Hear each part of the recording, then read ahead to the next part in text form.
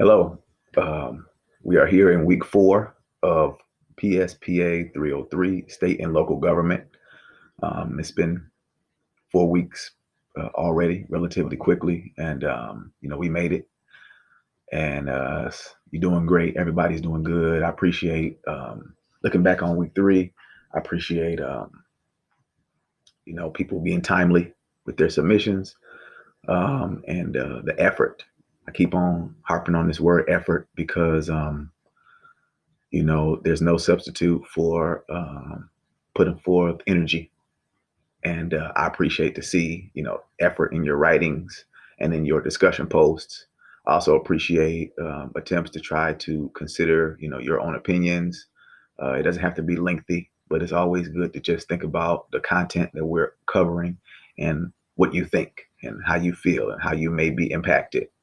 So I appreciate the effort. And we're into week 4 now. And, you guys are doing good. Keep up the good work. I'll just say that, I think there's the reading is not always very lengthy. I have to read a lot in my work, but so you guys, you have to do some reading, but it's just important to pay attention to the details and so you can, respond correctly on tests and these discussions. And you guys are doing good. So I want to say keep up the good work in that way, looking back on week 3. But week 4 is speaking on state legislatures. So just again, I work in the state government, and this is the legislature is different from administering and administration. And I thought that the text and the lecture did a good job, overviewing what the legislature is and what it does. I think the 4 points that the lecture made about what the legislature does were pretty much spot on. We talked about writing laws, budget approval, oversight and constituent services, and then amending the Constitution. I thought those were, you can break it down in a lot of different ways, but I think those are 4 good ways to think about what our legislature does, the people who we vote to represent us at the state level, what they do. You talked about the lower house and the upper house. Lower house being the House of Representatives, and the upper house being the senators. And so he gets into the term limits and term length and things like that. He does it, overviews that really well. What I wanted to share from my perspective, working at the Office of Minority Economic Empowerment. Again, I work as the African American Business Development Manager for the Illinois Department of Commerce and Economic Opportunity. A whole bunch of words with a whole bunch of syllables. Essentially, I work to support businesses and entrepreneurs. So from my perspective, my interactions with legislators aren't very lengthy. And most of the time, it's related to the section where he discussed oversight and constituent services. So people elect representatives. They have constituents. And when they have issues, a lot of times, with depending on what the issue is, if it's a state level service, the legislators call on my agency for business issues. And I've worked now for 10 months, going on a year. And in the work I do, I have to serve people. That's my job, to be a resource to entrepreneurs, make sure they're getting connected and supported, be an advocate, raise awareness, help to build capacity, help them get sharper in what they do so they can grow their operation. So our communities are stronger, so the state gets stronger. That's the science behind it. And periodically, there's a time when the legislature calls in agency leaders to present and report on how things are going. So I'm not a leader, so I don't have to interact with that portion of the oversight. But day to day, I get a lot of calls from legislators throughout the state.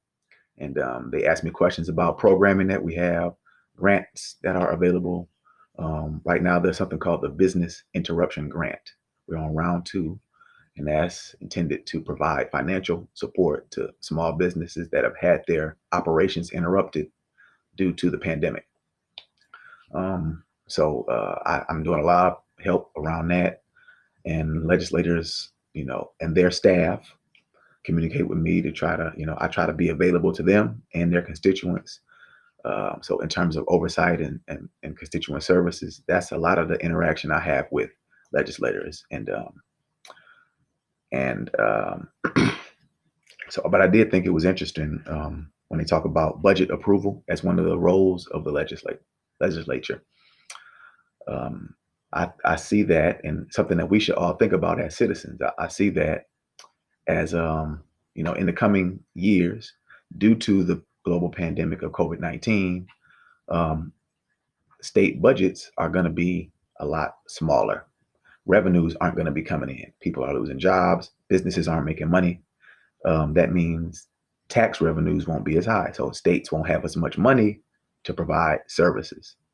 And recently, at the state level, we had an election, and there was a question about amending the Illinois Constitution to adjust tax rates to try to raise revenue.